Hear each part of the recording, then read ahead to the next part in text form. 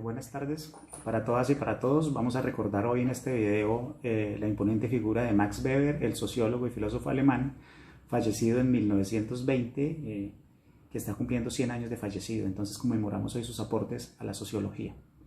Hace un siglo falleció el sociólogo alemán Max Weber, uno de los padres de la sociología. En este texto recordamos su figura y ponemos de presente por qué es considerado un clásico y cuáles fueron sus aportes teóricos al conocimiento científico de los hechos sociales, la mayoría de ellos desarrollados en su obra cumbre Economía y Sociedad, publicada entre 1921 y 1922. El filósofo y politólogo italiano Norberto Bobbio decía que un autor clásico es aquel que ha interpretado su tiempo, de tal manera que sin esa interpretación tal época no se puede comprender bien. Igualmente porque siempre es actual y sentimos la necesidad de releerlo y reinterpretarlo. Pero ante todo un autor es clásico porque construyó teorías modelos de las cuales nos servimos continuamente para comprender la realidad y por haber aportado categorías y conceptos útiles para el esclarecimiento de los fenómenos sociales y políticos. Pues bien, la imponente figura de Max Weber, quien murió el 14 de junio de 1920, cumple con todos estos requisitos.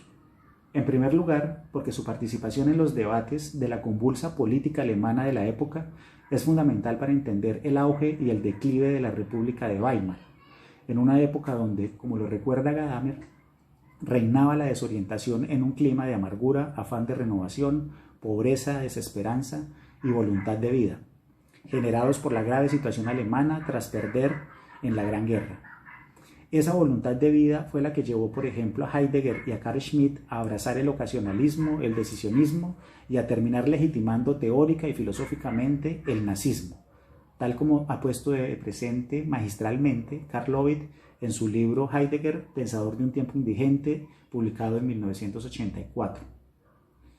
Lo mismo hizo el pueblo, que ya en la década de los años 20 caía bajo el embrujo de Hitler. Weber, por el contrario, estaba en la otra orilla, defendiendo el liberalismo y el Estado de Derecho. En segundo lugar, de su actualidad no hay duda alguna.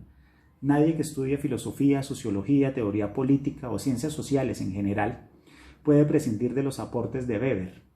Esa actualidad quedó reflejada en una encuesta realizada entre 1997 y 98 por el Comité del Programa del Congreso Internacional de la Asociación Sociológica, para elegir los 10 libros más influyentes en el campo de la sociología durante el siglo XX. El primer lugar lo ocupó de lejos Economía y Sociedad de Weber, por encima de obras clásicas de autores como Robert K. Merton, Bourdieu, Parsons o Habermas, para citar algunos nombres de primera línea. De hecho, su otro libro clásico, La ética protestante y el espíritu del capitalismo, publicado en 1905, ocupó el cuarto lugar. Que Economía y Sociedad, texto póstumo publicado por su esposa Marianne Weber a partir de un plan que el propio Weber esbozó en 1910, ocupar el primer puesto se debe a que en esa obra pionera de la sociología, junto con los trabajos de Durkheim, Simmel, Tonys, y en la cual se refleja la inusual erudición del sociólogo, conocimientos sociológicos, históricos, filosóficos, jurídicos y económicos o políticos, se sentaban las bases de la disciplina. Y desde luego, también el libro contenía una gran erudición en torno a la historia de las religiones y de las antiguas culturas de Oriente. En tercer lugar, la actualidad de Weber y su estatus de clásico se debe a que aportó una teoría sociológica, la llamada sociología comprensiva, con una metodología, categorías y herramientas teóricas en general para comprender científicamente la sociedad. Si bien Durkheim y Marx habían realizado importantes aportes a la sociología, es a Weber a quien se le debe un mayor estatus del llamado conocimiento científico de la sociedad. Veamos esto con mayor detalle. Weber fue profundamente influenciado por los debates en torno a las ciencias del espíritu que se dieron en la Alemania desde finales del siglo XIX, especialmente el debate explicación versus comprensión, al igual que por las filosofías de Kant, Nietzsche y Marx. Sobre Nietzsche y Marx dijo Max Weber: nuestro mundo intelectual ha sido modelado en su mayor parte por ellos dos. De Nietzsche, Weber atendió a la crítica de la racionalidad y a la teoría de los valores. De Marx, a sus intentos explicativos de la sociedad y el rol dado a la economía. Si bien Max Weber no fue economicista, sino que mantuvo una perspectiva más amplia atendiendo a la gran cultura. Weber tampoco asumió la monocausalidad económica que se le ha endilgado a Marx, a mi juicio erróneamente, ¿no?, en la explicación de los fenómenos sociales. Y más bien Weber le apostó a la multicausalidad en la explicación de los hechos. Por eso, esto es claro cuando en la Ética protestante y el espíritu del capitalismo afirma que no pretende explicar el capitalismo acudiendo solo al etos protestante o al ascetismo protestante, sino que habría que atender para una mejor explicación a factores como la totalidad de las condiciones culturales y sociales, la organización político-social y los condicionamientos materiales. La mirada de Weber no es, pues, ni culturalista ni economicista, sino mucho más integral.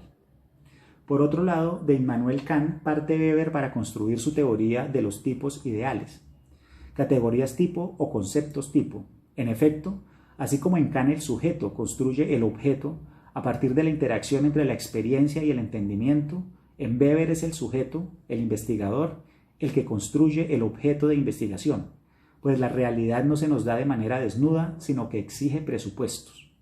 Ya Nietzsche había dicho en la genealogía de la moral: no existe, juzgando en rigor, una ciencia libre de presupuestos. De tal manera que lo que se investiga es un recorte de realidad puesto por el científico social, delimitado de acuerdo a sus intereses investigativos, su cultura, su formación. Es lo que Weber llama relación de valor que no puede confundirse con los subjetivos juicios de valor, que contaminan con ideas religiosas o políticas, por ejemplo, el desarrollo y los resultados mismos de la investigación. Los mencionados tipos ideales son categorías, conceptos, que el investigador crea para tratar de explicar la realidad, la estructura social, las acciones, la dominación política, etc. El tipo ideal es una formulación teórica que busca dar sentido a los datos empíricos recogidos en un proceso de investigación. Son esquemas que proponen dar una coherencia a los hechos articulados en un ámbito de explicación racional. Sirven para pensar la empiria, pero no son definitivos, sino que deben, dado el caso, repensarse, reacomodarse. No pueden forzar los hechos. Es decir, como decía Darío Botero Uribe, los tipos ideales informan, pero no deforman. De esta manera construyó Weber su sociología comprensiva, la cual tenía como objeto la captación de la conexión de sentido de la acción, la interpretación de la misma, para encontrar reglas generales del acaecer. La sociología busca explicar los hechos sociales acudiendo a la comprensión de las acciones de los sujetos, a los intereses, a los motivos que generan esas acciones. Esto quiere decir que a Weber le interesan los motivos subjetivos de la acción de los individuos para así comprender los hechos sociales, las estructuras macrosociales, las cuales tienen objetividad. Se parte del interés subjetivo, pero el estudio de este interés no es el fin en sí mismo.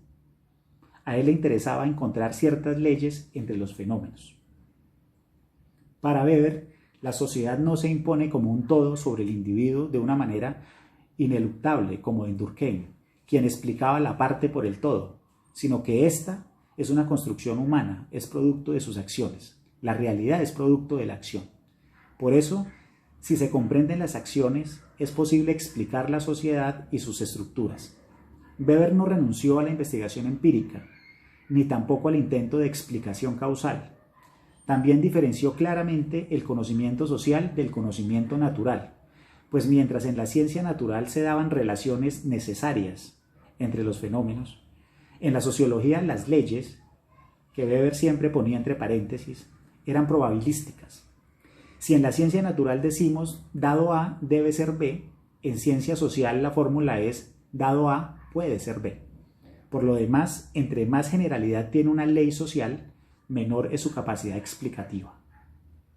Hoy en día, las discusiones en torno a las formas legítimas de dominación, por ejemplo, la tradicional, la carismática, la legal racional, o también la tipología de la acción social, tipologías como acción racional con arreglo a fines o acción con arreglo a valores, o acción tradicional o acción afectiva, también el tratamiento de la burocracia como tipo ideal, el problema de la racionalización de la modernidad, la secularización, o lo que es lo mismo, el desencantamiento del mundo o desmagicalización de la realidad, así como los eternos debates en torno a la objetividad de la investigación científica, la neutralidad valorativa, la ética de la responsabilidad en política frente a la ética de la convicción o del deber, etc., conforman un arsenal teórico con el cual tienen que enfrentarse en distinto grado todo aquel que pretenda investigar un problema de las ciencias sociales y políticas.